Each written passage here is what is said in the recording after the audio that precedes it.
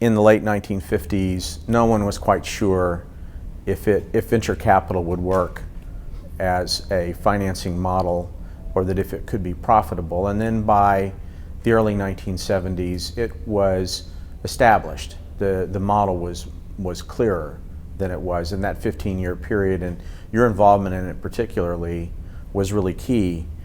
So from the perspective of someone who helped lead that change, what do you think the main factors were that contributed to that change in financing over time?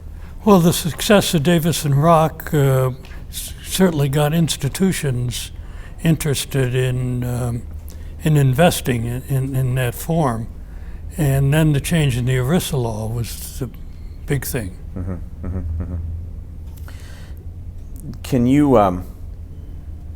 you also talk about the difference in the role that you played as an investor who was very involved in the companies that you invested in, especially in those years? Well, I got very involved in a couple of the investments we made, and as a result, we didn't even invest all of our monies in Davis and Rock. The two most important companies were Scientific Data Systems and Teledyne, and both of those were located in Los Angeles. And I was on the board. I was chairman of one and on the board of the other one, and spent a lot of time in Los Angeles with those companies, and I contributed to their growth. Was it, were you hesitant at all to to invest in companies that were developing in Los Angeles as opposed to here in Northern California?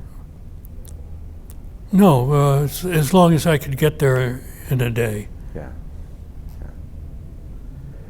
You've said that you really believe in the model of investing in the person as contrasted. That's correct. With other philosophies. Absolutely. What was it? Talk a little bit about Teledyne, and then we'll talk about Scientific Data Systems and why that worked for you in your mind as investing in people. Well, the company was founded by Henry Singleton and George Kosmetsky, and Henry was clearly the leader there. And both those gentlemen came from Litton Industries, where they ran the electronics end of the businesses that Litton was in. Litton was also a conglomerate, and their reputation was very high. And Henry, of course, was the inventor of the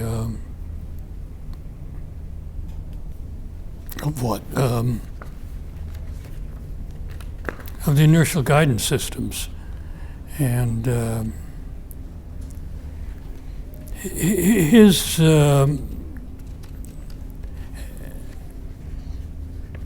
his conception of what he wanted to do was to build a huge company by acquiring companies, mostly in the electronics businesses, and that appealed to me, and his real passion about doing that. And I spent a lot of time with both of them, and we finally decided to invest in his new company.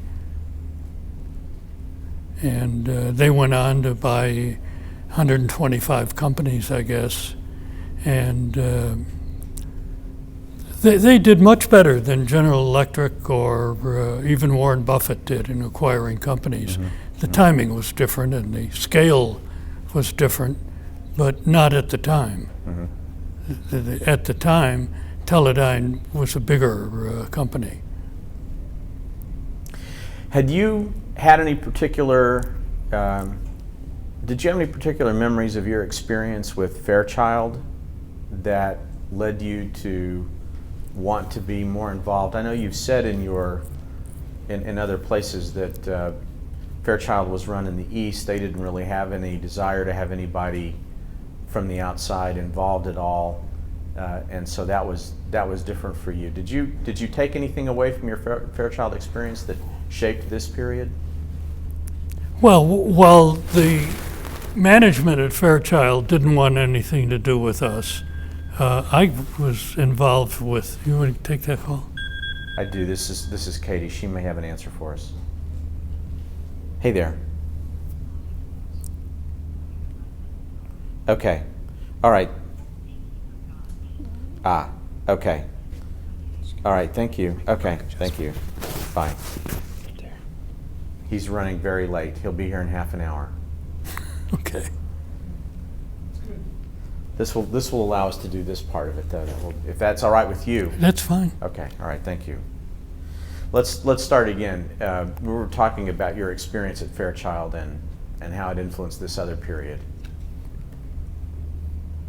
Well, it was clear that Fairchild, the management at Fairchild was in Syosset, Long Island, and they didn't want to have anything to do with either the investing type or actually with the management of Fairchild Semiconductor.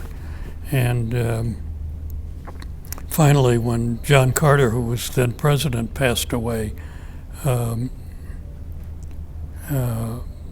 the Fairchild Cameron Instrument was making 110% of the profits of the whole company, and nobody there wanted to recognize that. And that's the reason for this people spinning off from Fairchild Semiconductor. But to get to your point, I got to know the fact that Fairchild Syosset didn't want to have anything to do with me. Several of the Fairchild, or Fairchildren as they were called, became very friendly with me, and I spent a lot of time with them and got to know them and respect them and helped to make some of the decisions. I don't think they were very important ones, but so I got to know them and was interested in what they were doing. Mm-hmm. Mm-hmm. One of the early spin-outs from Fairchild was Melco, which became, can you say something about that? I know it became... No, that's not true. Okay. Melco was a company long before it became a semiconductor company. Okay. And it was acquired by Teledyne. And Teledyne ran it for quite a while, or in fact ran it forever. And when Jean Harny and Jay Last decided that they wanted to leave Fairchild,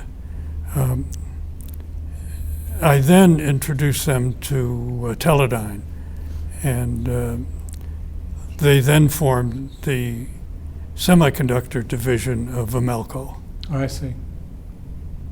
So did you obviously arranged that marriage, Yes. if you will. And that was in like 1961. That was fairly early on in Fairchild's existence. No, well, it could have been 57, 61. No, it had to be the late 60s. Okay, so that was part of they knew you had a relationship with they were some of the founders of Fairchild in the first place, Fairchild Correct, they were Semiconductor. part of the... And so you had a relationship with them, and so when it came time for them to leave, or they wanted to leave, then you were a natural person for them to I believe that's right. to team up with. And was that, so it became part of Teledyne and basically went on as a successful operation within Teledyne, is that correct? Correct. Okay. Sorry, John, go ahead. That's all right. And then SDS, that was a different, the founding of SDS was different from many of the others we've talked about, and a very different business approach. Can you talk about that? Scientific Data Systems was run by Max Palevsky, and he ran a very successful division of Packard Bell, which was essentially in the television business. And the television business went downhill pretty fast, and they didn't have any capital to put into the computer division, and so the computer division closed up, even though it was successful. And so some of the founders of that division, along with Max, decided that they would, if we could finance them, would start a new company. Mm-hmm. How had you met Max Palevsky? Someone introduced me. And I understand that you were not eager to invest in a computer company at the time, but something about Max Palevsky convinced you that he could be I successful? think that's wrong. I had no reason not to want to invest in computer companies that I can remember. Mm-hmm. I don't think so. Okay. I want to talk a bit about some of the changes in the model during this period from the 50s to the 70s. Arthur, first of all, is the source of funds and how that changed. If you take Fairchild as an example, where the parent company invested in Fairchild Semiconductor, and then you look at the model that you were developing, which was individuals.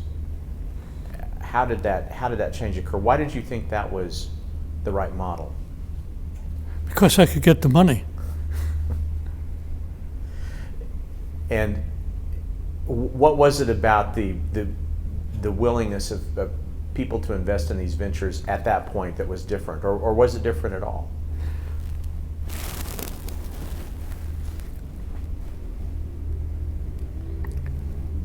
I don't think the investors in Davis and Rock had any other vehicle to do that.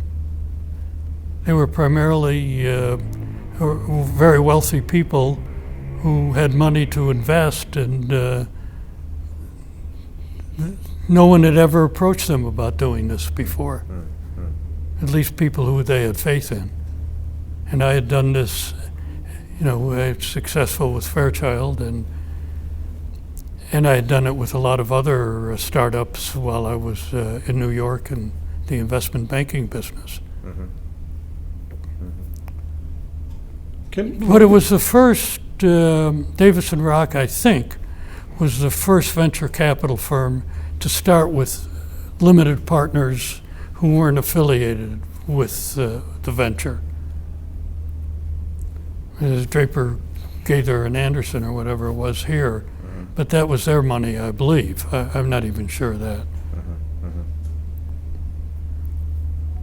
Can we go back to even before, you mentioned you had funded some other companies. I'm curious as to, this is more from your own sort of personal story of,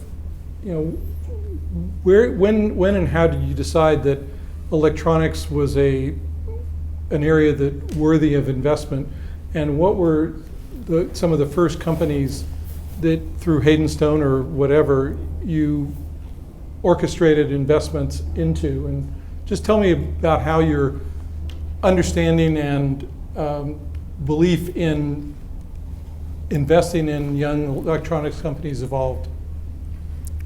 Well, I wish I could remember the names of them. I can't. But a lot of them were very successful, and it just led me to believe that there was great opportunities there. And I can't remember the names of many of them. Did you have any personal background in electronics? No, none whatsoever. So you were just observing what was going on in that community. Correct. And but one of the companies that we did invest in was General Transistor. mm-hmm. And that's what, of course, led me to believe that there was something out here when with the Shockley group. That was a successful company making, in the first publicly held semiconductor company. Mm-hmm. and I was instrumental in getting them public. But they were making germanium transistors, and and the sole purpose of those at the time was for hearing aids. But in the course of the due diligence, it appeared to me that this was going to be used for a lot more things than hearing aids. And when I learned about what Shockley was doing with silicon transistors, that just rang a bell. And what was the source of financing for original financing for General Transistor? Were you involved in that stage or in the only going public stage? The original financing was very small. I mean, the whole operation was a very small operation. I think we raised $500,000 for him, or $1 million. I can't remember, but it was relatively small. And was this through Hayden Stone? Yes. Were you aware of other venture kind of activity going on? The only one I'm specifically thinking of is George Dorio and American George Research Dorio, Involvement. American Research, and there was Lawrence Rockefeller and Associates, and the Phipps family, and there's one other big family. Whitney? Pardon? Whitney? Yes, Whitney. And did the 4 or 5 of you talk with one another, or were you No. just aware of what was going on? And Yeah, we just knew that what was going on. so you never shared deals or ideas or?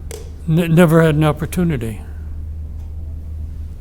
But those were families. Right, They had no outside investors. right. And they were pretty limited to the New York area. I mean, I talked to them about Fairchild, and they just weren't interested in a West Coast company. And I understand American Research was formed partly to finance new enterprises in the Boston area that they also Boston area, they correct. also had a sort of regional focus and Correct, were not necessarily interested in a nationwide kind of effort. correct. So when did you sort of make a decision or become aware that maybe there was as much or more money to be made on the West Coast versus the East Coast, and what was sort of the driving Well, after I force there? started coming out here with Fairchild, Mhm. and then I looked around, saw other opportunities, and all the money was on the East Coast, and all the brains were on the West Coast, and didn't take much for me to put 2 and 2 together. So one of the things that we're interested in as part of this new center is to understand the cultural or other aspects that have helped fuel the growth of Silicon Valley specifically, and curious in particular as opposed to what's happened on the East Coast. Can you, having sort of invested in both areas, especially in the very early days, do you have any strongly held opinions with regard to that, or is it just sort of the way it happened in your particular Well, instance? yeah. First of all, most of the entrepreneurs at that time on the West Coast were former East Coasters. Mm-hmm. And it took some gumption for them to come out here in the first place. Mm-hmm. So there was that aspect that these people were willing to move and take a chance and look for better things. But in addition, Fred Terman, who was provost at Stanford, had the idea of letting his postdoc people take a day a week and consult. And that was not known, that was not done on the East Coast. Mm-hmm. MIT and Harvard and Princeton and all those schools would not approve of that. And they also had a lot of land. And he convinced Stanford to take some of that land and allow companies to build on their land, or those companies that were started by Stanford people. And I think that was the big booster. So did you see Stanford then as being sort of a likely major source of new ideas and entrepreneurs? Was that sort of a focus of yours in the 60s? No, or? it just happened that I didn't focus on Stanford, but it just happened that most of them had some Stanford connection. Mm-hmm. Certainly Hewlett and Packard and Varian and those kind of companies. So you formed Davis and Rock as this new way of financing venture firms. What was your observation during the 60s? That formed in the early 60s, 61 or so, is that right? Pardon me? Davis and Rock was Yeah, formed 61, in 1961. And at that time you were the first to use this kind of financing model with limited partners and so forth. Well, I'm not sure what Draper had. I'm not Right. sure I was the first, but Well, one of the first anyway. yeah, I certainly was one of the first. What was your observation about how, I mean, did people come to see you and ask you how you were doing it? I mean, did you see others getting the idea and taking it? You know, what No, was it your took quite a observation? while for others to get interested. But we had no trouble because we were the only ones, and people came to see us and Mhm. talk to us. So you didn't have to go looking for deals. then? Not particularly. Mhm. We had a lot of time to. That was part of our success. Was we had enough time to do diligence on these companies and Mhm. talk to the founders and make sure that there wasn't a lot of empty noise there. Right. So, as John said, you had felt that the people themselves were the most valuable asset, if you will. Is there some particular element of that, personality, drive, smart, all of the above? Is it, what was the key to you that you looked for that you said this person is somebody I Well, in want back? addition to being smart and knowing what they're doing, it's intellectual honesty. Mhm. The idea that they wouldn't kid themselves or kid anybody else. And that took me and Tommy Davis, considerable time talking to these people and figuring out Mhm. whether they had the fire in the belly and wouldn't get led astray Mhm. and wouldn't try to lead us astray. And a related part of that, Arthur, was your decision to often become the chairman and then to take a really active role. Correct. When did you decide, what was the investment where you said, this is the one I'm going to do, I now know this is important for me? Well, I would say Teledyne and Scientific Data Systems. Yeah. And was that another part of your new model? It wasn't when I set Davis and when we set Davis and Rock up, but it became apparent that if we wanted to make the most out of our investment, that I'd have to get involved. What were the most important things for you acting as chairman? What were the things you knew you really had to focus on? Well, to make sure that they kept their eye on the ball and didn't go off on all kinds of directions, and that they had good accounting advice. I think that was extremely important. And that they hired good people. I got to interview most of the people they hired. And was your recruitment of the board equally important during that phase? Not as important. Not as important. Yeah. How did you go about deciding how you wanted to put these initial boards together?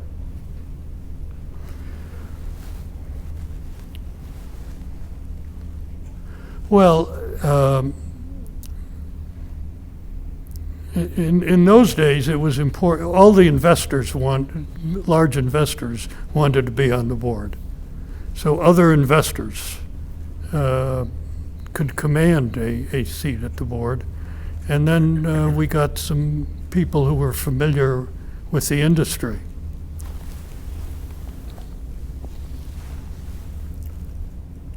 I know you had a particularly, it seems from all the history that's been written, you had a particularly good relationship at Intel as a real activist chairman. Was that true with other companies too? Yeah. So did all the management teams that you worked with welcome your involvement? Well, I haven't heard anyone who didn't. I don't know whether they welcomed me or not. Yeah, yeah. But they certainly called me when they had problems or invited me to participate in the discussions. Were there others who were emulating that model too, as you started to get into it?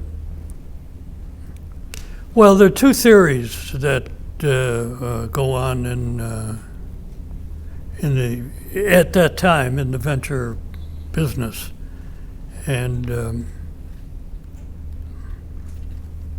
what's the name of the head of Sequoia? The founder of Sequoia. Valentine? Yeah, Don Valentine and I have had many discussions about our different philosophy, and his was he's an engineer. I wasn't, so I didn't really have basic knowledge of what the engineering required here was. So he took the idea that if they're good products and their ideas are good, and the management isn't, we'll straighten out the management. And I did not like that idea. I liked the idea if they're good managers, we'll find products. So there are two basic differences, and they worked out for both of us. Both successful. How did you make your way in this very new technical field without having a technical background? Gingerly. I had just had faith in people that we hired or invested in. And it turned out most of the time it was pretty good, but not always. Right.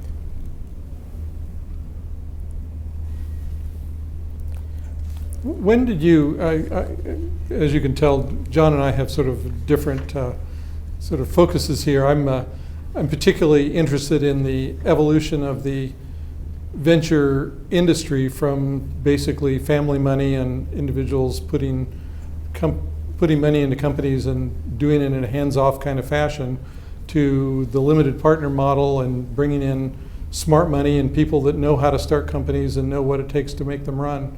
And it seems that process sort of evolved and transformed from the 50s into the 60s. And you were clearly a leader in two elements of that, in putting together limited partners and taking an active guiding role in the companies, which seems to be sort of the fundamental way that venture capital is approached today, 40, 50 years later.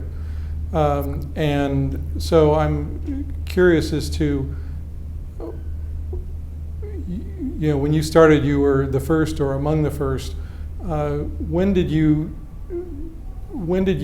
start seeing sort of competitive firms, if you will, and were there particular ones that you found yourself going after similar deals or combining to work together on deals or whatever? When did you sort of move from? Well, it all changed with the ERISA law. Okay. 1974. That was the big breakthrough for all these other venture capitalists to get institutional money. Pension funds and endowments. They couldn't invest.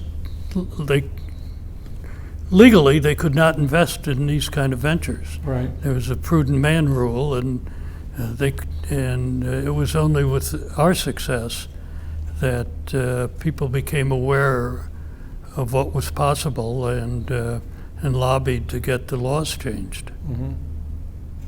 So in the latter part of the 60s, did you find others coming to pick your brain about how to do this and what to do? And oh yeah, but sure. None of them in particular? No. So Valentine started in 70, 71, 72? I don't remember. And he set up shop sort of separate from yours, and you became aware of his activity down the road someplace? Or did you have a relationship I don't through think Fairchild? I never did a deal with them. Okay. When the ERISA laws changed, Arthur, did you want to become part of that? No. That's 74, and I was, I mean, the Intel deal went in late 68, and I was so involved there and a couple other things that we never really went after any institutional money, and I kind of lost interest in this whole field when it went from hardware to software. How did the institutional money change the way you saw venture capital operate? Oh, how I saw it operate. Well, they would. The venture capitalists then went out to all these institutions and raised a lot of money, and I just wasn't about to do that. Had enough money myself that whatever I wanted to do, I could do.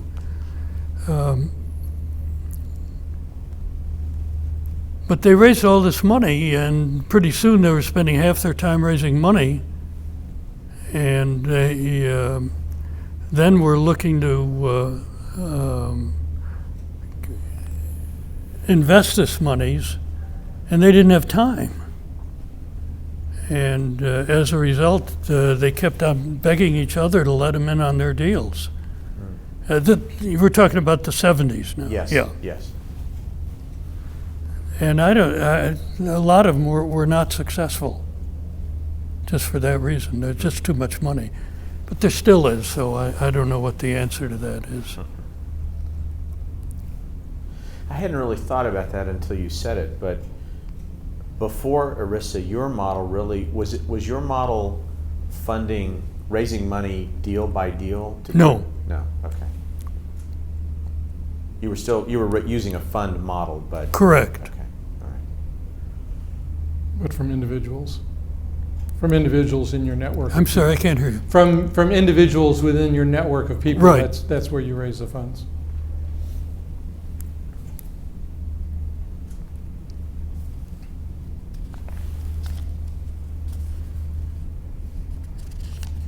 So do you have any, you mentioned something about what happened at Stanford and Fred Terman and so forth, and that's certainly a critical piece of laying the seeds of what's happened in Silicon Valley.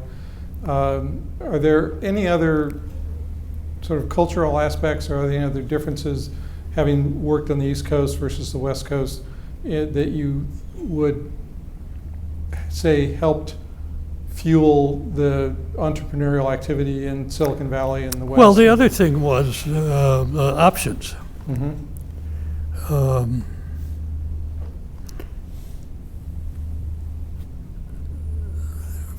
The culture on the East Coast was that only 2 or 3 of the executives would ever get options. And part of the problem with Fairchild Semiconductor is that Syosset said no to Fairchild's wanting to give options. And when we formed Intel, you have to ask Gordon about this, but best of my recollection is one day Gordon and Bob Noyce and I were sitting around discussing this problem after Intel was formed. And what do we do about our employees and to make sure they stay? And one of us, and perhaps it was me, suggest, well, why don't we just give all our employees options? They're working at below market price and above market hours. Mm-hmm. And shouldn't they share in some of the fruits if there are any? And everybody agreed that would be a good idea. And then the question was, well, when? And somehow or other we came to the conclusion at that time that if anybody who'd been there a year would get options. Mm-hmm. And I think that was the first time that was ever done. Mm-hmm.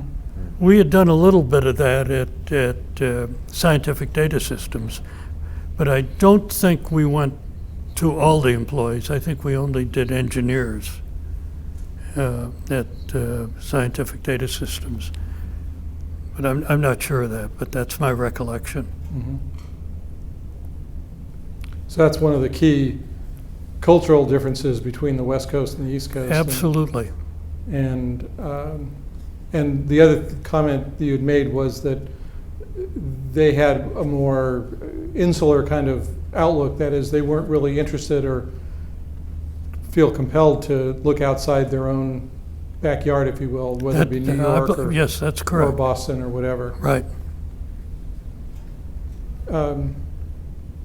One of the sort of major boomlets, if you will, in the 1960s was the mini computer business. A number of I'm sorry, I can't, I put my other hearing aid in. Sorry, I'm not. I should know better. My son also wears hearing aids, and so Yeah, but these don't work so well. I need to. Oh.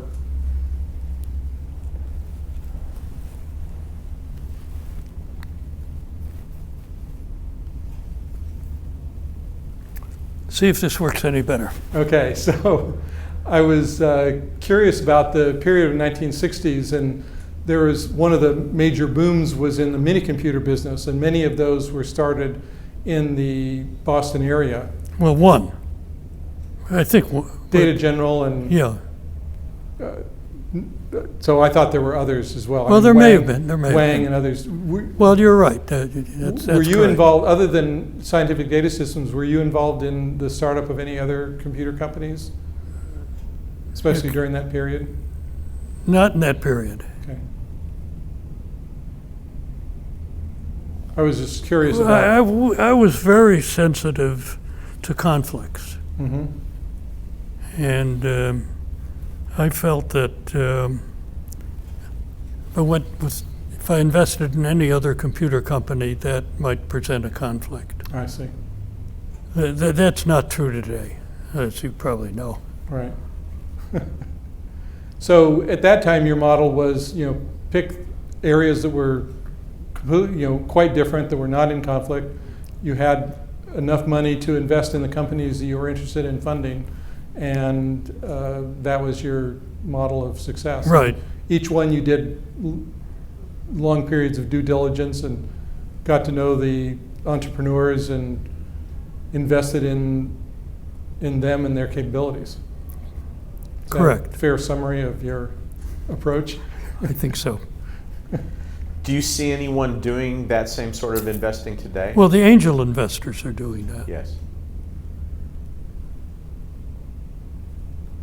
I suppose the difference would be that no single angel investor could put enough money in to really get an enterprise up and running, perhaps the way that you and a small group of your hand-picked investors Right. could do that.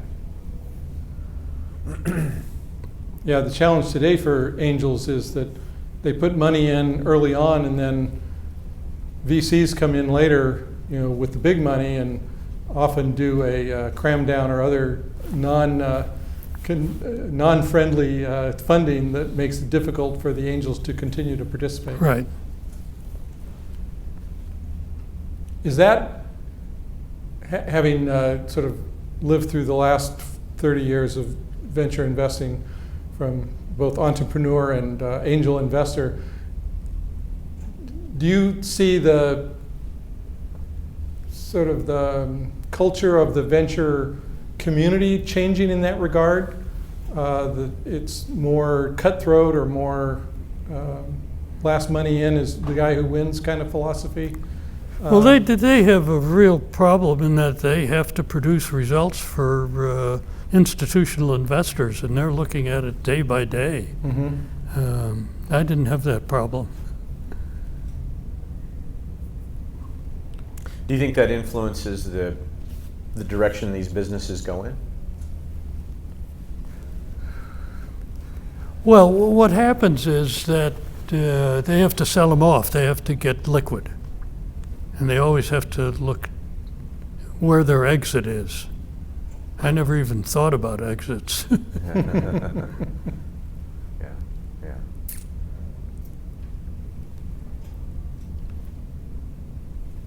yeah.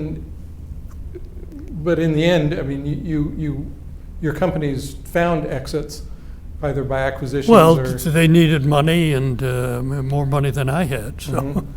So that's either they went public or were acquired. Yep, correct. Right. But your interest was in building the strongest companies, possible yeah, company. Right. Okay, so we'll begin with this part of the interview then, which is, I understand from Arthur Gordon that you two have never actually given an interview together at the same time before. That's right, yeah. Yeah, well, that's terrific. We're so happy to have you both here, and this is a historic moment to have you both sit down and talk about the beginning of Intel. We're starting a special project. It's a long-term project, probably going to go on for at least a decade, about how some of the most important companies in the history of computing were founded and built. It's different from other kinds of history that people have been doing because we're really focusing on company building. So we're trying something new, which is to sit down with a founder and the first investor and talk about how that moment happened, how you came together, and then the early days of the company. The story, obviously, of Intel and even the way that you came together has been told many times, but we hope that one of the unique things we'll contribute to history is having you both talk about it together. And so the focus of this interview really is what led you to come together, how you made the early decisions to form Intel the way you did, and then the critical early years of the company, not covering a huge amount of time, probably 1968 to say 72. Okay. That's the background. Any questions before we get started? No, I don't think so. Okay. All right, thank you. Let me start, Gordon, if I could start with you. I want to ask you specifically about the circumstances that gave rise to the idea that you and Bob Noyce would leave Fairchild and form your own company. Well, it was a complicated combination of factors that made it happen. Fairchild was going through a top management change, looking on the outside for a new CEO. Bob was the logical internal candidate, and they were clearly passing him over. So he was interested in another opportunity. When I heard he was going to leave, I said, okay, I'll come along too. And I had told him earlier that I saw the first opportunity I'd seen in years that I would consider big enough to start a new company with semiconductor memory. So with that idea and with the push we had from Fairchild management, we decided to start all over again. Was that was it an intimidating idea to think that the two of you would leave Fairchild, which was pretty Not successful? especially. You know, we belong to the culture in the Valley that failure is something that if it happens to occur, you can start all over again. There's no stigma attached to being a failure. And we had had enough success at Fairchild. We were reasonably confident we knew what we were doing. What was it about the semiconductor memory opportunity that you felt was worth all this? It was the one use of integrated circuits where it looked like you could make something complex that we used in large volume. The trouble the industry was running into was anything that got complex tended to become unique, and there wasn't enough of them to spread all the design effort across. But memory was a universal function in all digital systems, and it looked like one could actually make a standard product and develop a fair business on it. The alternative, the successful semiconductor companies at the time were dependent on large factories in Southeast Asia with low-cost assembly. The assembly and test was getting so it exceeded the cost of the silicon in the relatively simple circuits. We wanted to switch the leverage back the other way, make complex circuits where processing the silicon became the most important part again. Now, Arthur, you mentioned earlier that because in part of your prehistory with Fairchild, that along the years that Gordon and Bob and others were at Fairchild, you were staying in touch to some extent. That's correct. I wasn't aware of that. That was a new thing. I became fairly friendly with Jean Harney and Jay Last in particular. What was the nature of your conversation with them during those years before this? Well, it was a friendship. I mean, we went hiking together and climbing and skiing, and it wasn't about the company. But they knew that I was there, and I guess thought highly enough of me to continue the friendship. And then, were you aware that Gordon and Bob were having these thoughts? Not until Bob called me. Do you remember that conversation? I do indeed. Can you talk about it? Well, it wasn't much of a conversation. Bob called me and said they wanted to do it, and I said, I'm in. And that was that. It had to have been the easiest financing of a startup, I think, that has occurred in Silicon Valley. So talk about how that happened, Arthur. From that moment when you talked to Bob, what were the next steps? Well, I asked them, how much money do you need? And $2.5 million. How much are you willing to invest? $250,000. And then we talked about what percent of the company should go to the investors, and figured that out. And it was done within 10 or 15 minutes. Were you surprised, Gordon, at how short an amount of time it took to raise the money for Intel? Not especially. I knew Arthur was someone who could make a decision in a hurry, and he did. How quickly did things move after this initial conversation? Well, this was the days before telephones. We had telephones, but before the days of fax machine, electronic communication. So it took me about a day and a half to call the people I thought would be interested and get yeses. Were you attracted to Arthur specifically, Gordon, as the person to do this?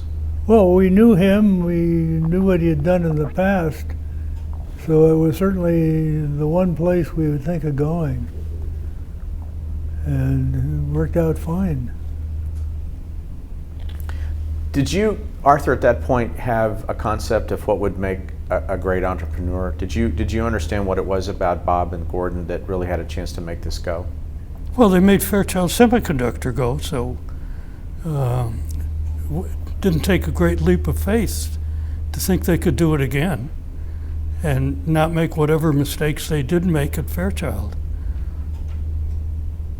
Were you talking to Gordon and Bob about this specific opportunity that they saw? No.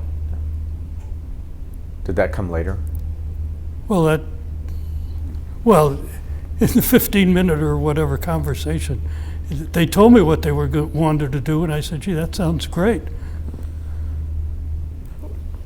There was a famous one-page proposal, wasn't there, that was drafted to explain what the nature of the It was business? 3 pages, double-spaced, and I wrote it so that some of the investors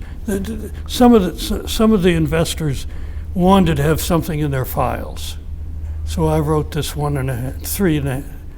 3-page, double-spaced memo. It didn't say anything. Oh, I didn't realize you'd written it. I thought Bob did. No, I did. Oh, okay. I think Bob would have been more specific. Probably. It is rather nebulous on what we were going to do. So what were the first steps then, Gordon, that you and Bob took to start the business? Hiring. At that time we had to get to a critical mass to do the things that were necessary to get a product out. So we were incorporated on July 18th, and our goal was to be to about 100 employees by the end of the year. And we started right away. I told Andy Grove I was going to leave. He said, I want to come along. That was the recruiting there. And we tried to select young, high-potential people from various places in the industry, hoping they could grow with their jobs. Did you have your eye on specific people? Not really. We developed it as we went along. So I'm curious, Arthur wrote this 3-page business plan, if you will. Did you and Bob write an equivalent one for your own purposes, or is there a business plan that the founders created? No, the only business plan is the one Arthur wrote. Did you have a specific product in mind? Well, semiconductor memory. And we went after that with 3 different technological approaches. I refer to it now as our Goldilocks strategy. One was too easy. It was a variation on the theme of the technology that was being used to make simple circuits. And while we got product out, in fact our first product was that, the people who had been making the logic circuits could copy it pretty rapidly. So we didn't have an advantage. One was too hard in that we didn't have the technology well enough developed. We would probably gone broke if that had been our only approach. But one of them, by fortunate accident, was just difficult enough. When we were focusing on it, we could get by the 2 or 3 rather serious problems that had to be solved. But we ended up then with a monopoly of about 7 years before anybody else got over on the silicon gate MOS transistor structure that we were using. So it really worked out beautifully, and luck plays a significant role in these things, and it was just a very lucky choice. What was that Goldilocks product, the middle one? Well, it was the technology, the silicon gate MOS. The individual transistors had been made, but nobody had tried to make a production technology out of it before. And we drove in that direction. Were there things that had happened, Gordon, at Fairchild that you knew you wanted to do differently?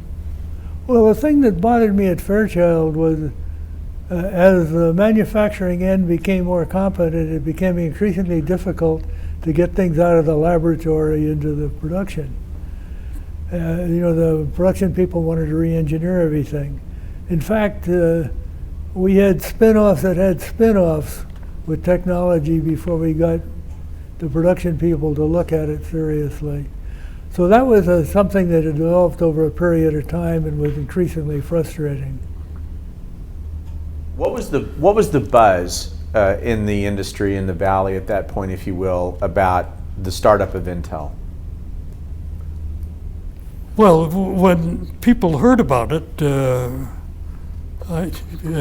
everybody wanted to invest, and as a matter of fact, someone called Gordon's wife. Oh yeah, she had more than one call. Oh, really? One very persistent admiral who wanted to invest.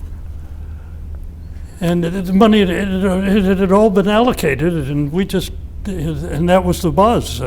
Why can't I get into it? Why, well, we just couldn't accommodate everybody who wanted to.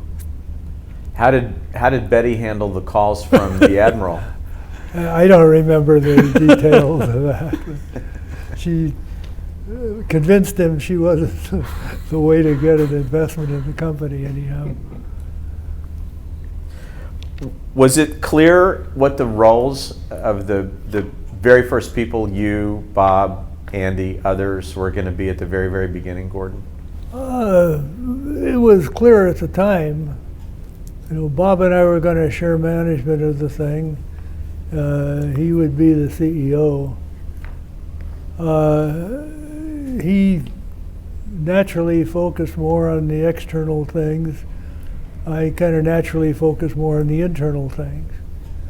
At the time, we thought Andy would eventually be something like a head of R&D, but he got sidetracked along the way someplace and discovered big organizations were a lot of fun.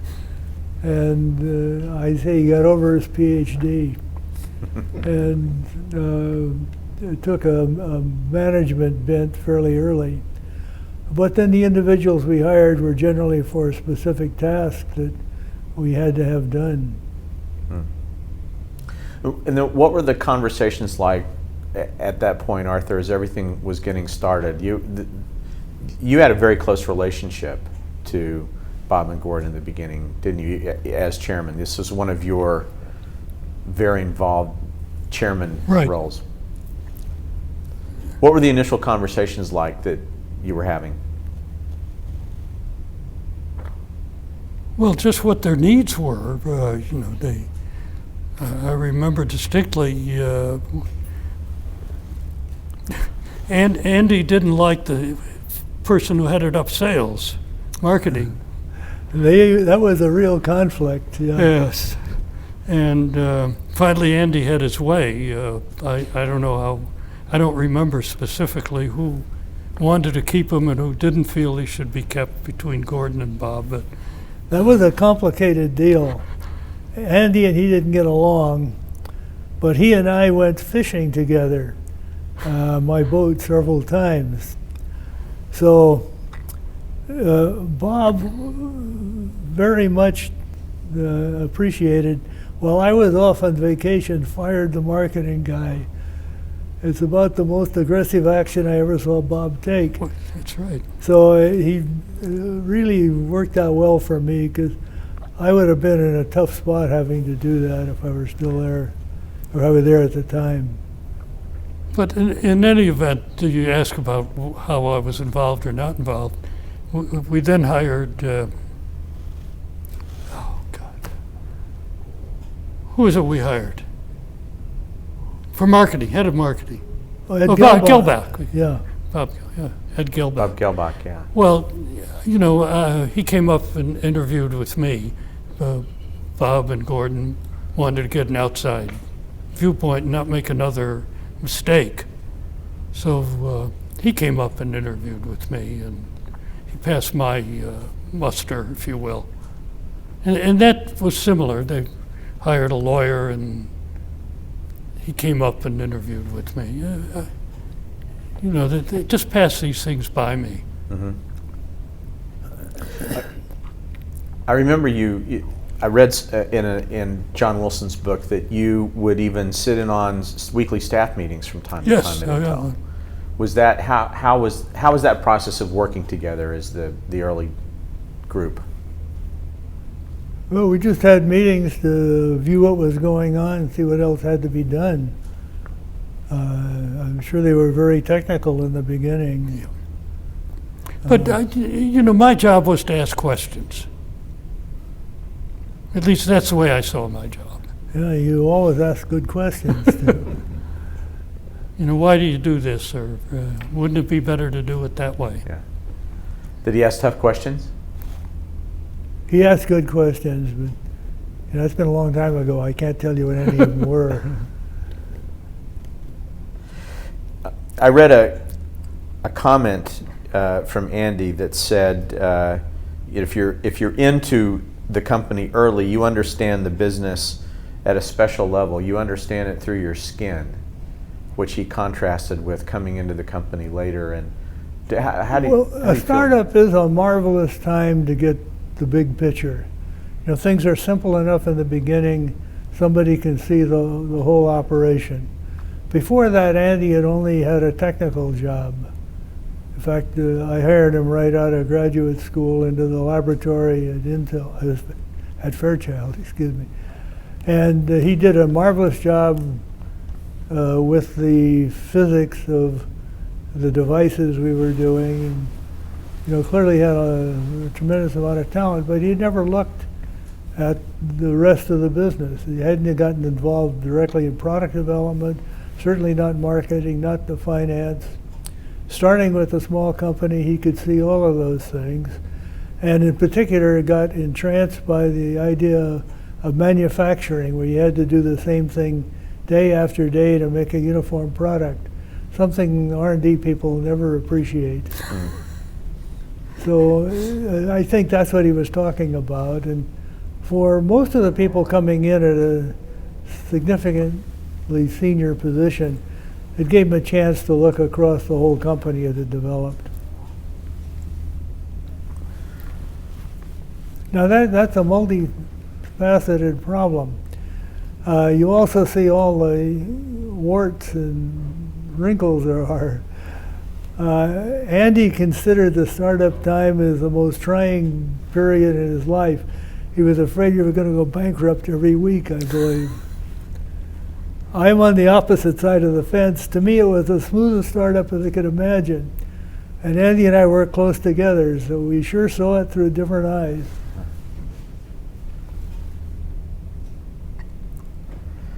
As you worked on the Goldilocks product strategy, what were the most important steps you had to take to begin to get it to scale, Gordon? Well, we had to get something that worked and that made a product that customer would buy. We took a relatively simple products in the beginning. As I mentioned earlier, the too simple technology is the one that gave us our first product. And a month later, we had our first product with the silicon gate MOS. And that was the one that stuck. But that was not a product sufficiently broad-based that we could really develop the company on it. But it was a start, got our production line running, got our technology shaken down. Then we went on to other things. The famous 1103 came fairly shortly after that, which was big enough to really let us get going. How did you pick your early customers? Anybody who wanted memory had the money in their pocket. Semiconductor memory was a new idea. And it was, not completely new. IBM had been using a type of it in their big computers. But it took a while to get people to believe that semiconductor memory was really going to be cheaper and more useful than core memories. Now that was a part of the business you were very familiar with, Arthur, because of your prior experience. How did you feel about that? How did I feel about? The competitive market for. Well, as I told you earlier, it just seemed as if there were going to be more computers, there'd be more memory, and electronic memories would not do it. There weren't enough people in Singapore or Hong Kong, I guess it was Hong Kong. How quickly did you have to start about the business of raising more capital?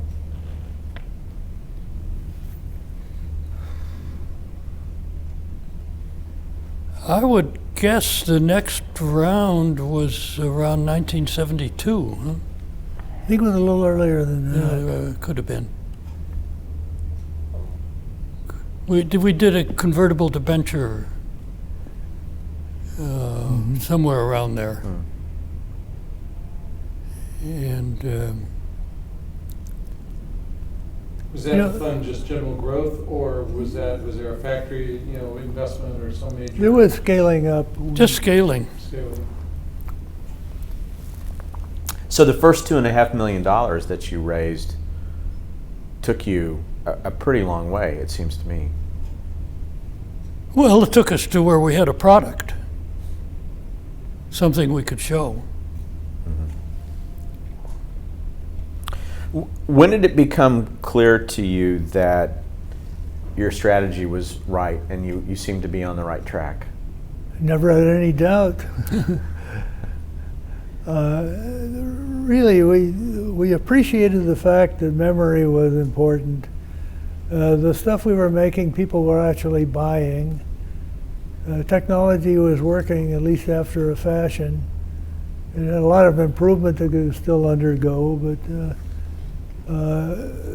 we were getting the traction we needed. We started out saying that in order to survive, we had to get to something like $25 million revenue in 5 years. We actually got to 63. So we exceeded our initial goal of survival. And that clearly let us think we were on a good path. I know Silicon Valley wasn't called Silicon Valley at that time, but how important do you think it was that you started the company here? Oh, that's a hard question to answer. It was certainly significant in that a good portion of the talent we brought in came locally. It's a lot easier to recruit if the people are local. But we hired people out of Texas Instruments, other semiconductor companies that had to move in just to get different views of the world and also not to raid the local companies too badly. And conversely, how important was it to the Valley, even at that early stage, that Intel was being built here? Well, when we were small, as a small company with 100 or 200 employees, you don't have a big impact on the Valley. At that time, Silicon Valley was a pretty big deal already, even though it wasn't called that. Fairchild had become a company of something like $150 million annual sales, 30,000 employees worldwide. It was, that may even be understating it.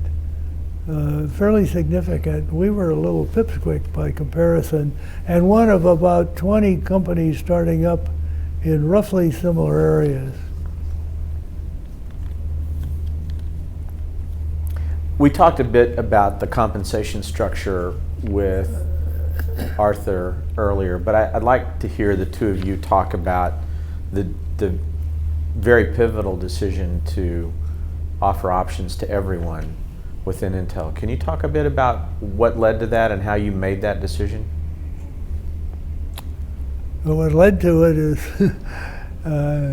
this was the way we could hire the people we wanted, and it was an egalitarian kind of approach, I think. Something different than we had at Fairchild, certainly. How we arrived at the decision, I don't know. I'm sure we sat down and decided it was something we could afford to do. Arthur may have some recollections. Well, I said earlier, I see if your memory is what I told them earlier, and that is that you and Bob and I were sitting around just chewing the fat and saying how hard it is to get new employees, and that we couldn't afford the wages that some other companies were paying, and the people, we expected them to work harder than they did elsewhere. That's an understatement, I guess. And one of us, and I think it was me, but it's not important, said, well, why don't, we had, the option thing was on the East Coast, 3 or 4 top executives would get options, and that was it. And at Scientific Data Systems, we gave options to a greater number of people than that, and that was the first time that was done. And I think it was to engineers only, but I'm not sure of that. And then Bob and Gordon and I were sitting around and came up with the idea of offering options to everyone. And then the question came up, well, when would you give these options? And somehow or other we came up with the idea of after employee been there a year. And that seemed to work. Do you have any different? No, I don't have any real recollection of that. Was there a discussion at the board about this? Was this something? Well, obviously, when you're giving away stock, you have to get board approval. But there was some discussion, but it didn't amount to anything. I can't imagine. And then what was the effect within the company on the employees? Well, they made us a success. I don't know how much we can ascribe to that specifically, but we did hire the people we needed, and things progressed reasonably well. Was there a first great leap forward? You mentioned, Gordon, how quickly you got to over $60 million in revenue. Was there a point at which suddenly it became clear this was really working from a revenue perspective? It's a little hard to say that there was a particular point. Obviously, the product that really got us across the threshold was the 1103. We were able to make that, and in those days, you couldn't sell a semiconductor product if you were the only supplier. You had to have a second source. For two reasons. The one people stated was so if one source went down, they'd still have a supply. And the unspoken one, that was why you get price competition. So we had to set up a second source for the 1103. We partnered with MIL in Canada and transferred the technology to them to set up their semiconductor operation to make 1103s. And they actually became better at it than we were. We were operating on 2-inch wafers. And, their yields were above ours, and we were sharing customers. Then we switched to 3-inch wafers, and that technology we didn't have to transfer to them. And they knew how to run the 2-inch process very well, but they didn't know how to make the changes.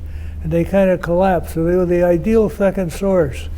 They were there when we were getting the customers committed, and then they couldn't deliver when the volume demands came along. Now, that was not a planned strategy, but serendipity can really help in this business. There are many other things we could talk about in the early days, but I want to skip forward to one final section, which was the decision to pivot from memories to microprocessors. And just talk a bit, if you could, Gordon, about what led to that, what the process was internally for making that decision. Arthur, I'd love to get your recollections about all that too. Well, this happened significantly later than the startup, of course. We were making microprocessors and a couple of different kinds of memories. And in the DRAM business in particular, dynamic random access memory, the Japanese had become very strong competitors. And our market share, which had been very high in the 1103 days, had dropped precipitously. We kind of stubbed our toe on one of the generations of memories, and were not really competitive for a while. And the Japanese started selling a higher quality product. And all of a sudden, the memory business was getting less and less attractive. We did the development for the next generation, had a very nice 1 megabit DRAM, which would have gotten us back in the leadership position. And we looked at what it would take to get us there. We would have had to devote 2 fab areas to it. Fabs in those days were $300 or $400 million. And here, all the participants in the memory business were losing money, selling them essentially below total cost.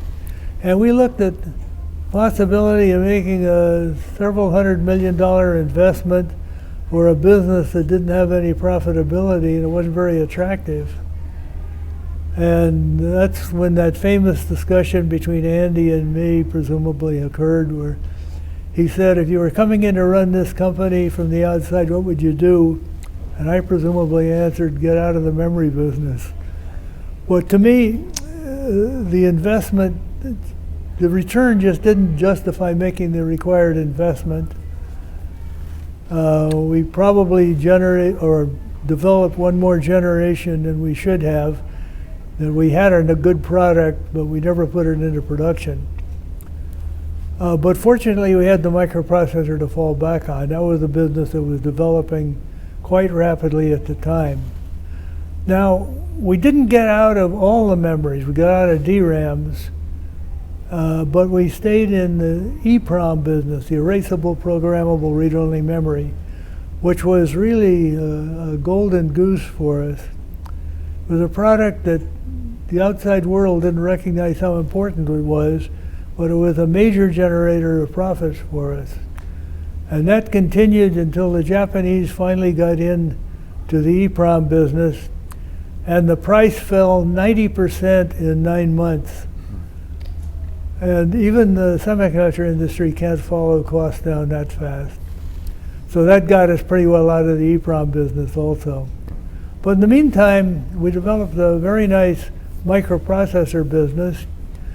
And the fact that we got out of the memory business freed up a lot of development capability that then got applied in the direction of microprocessor-like products. And it was really fortuitous again that we were able to focus on the right technology for that. The memory and the microprocessor technologies were tending to separate, and they've separated more since then. So we were very happy to have the extra resources. Arthur, what was your recollection about all that? Well, nothing to add to what Gordon said, but I got to tell you, it was probably the greatest decision any management has ever made, to lay off a third of employees and close plants and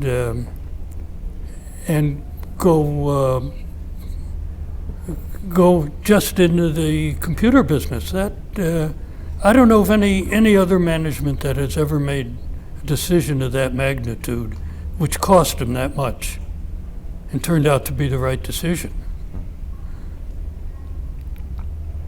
I just am in awe of that decision almost every day. I think about it.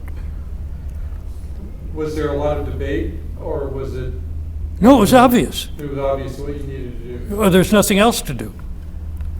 But still, to do it, to lay off a third of your employees, I mean, Jesus.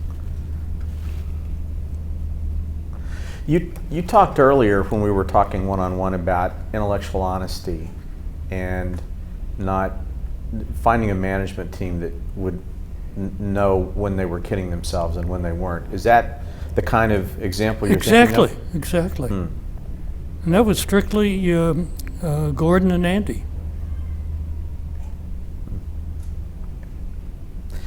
I want to skip back one step before we finish up, and ask you about when was it clear that it was time to take Intel public, and how did you make that decision?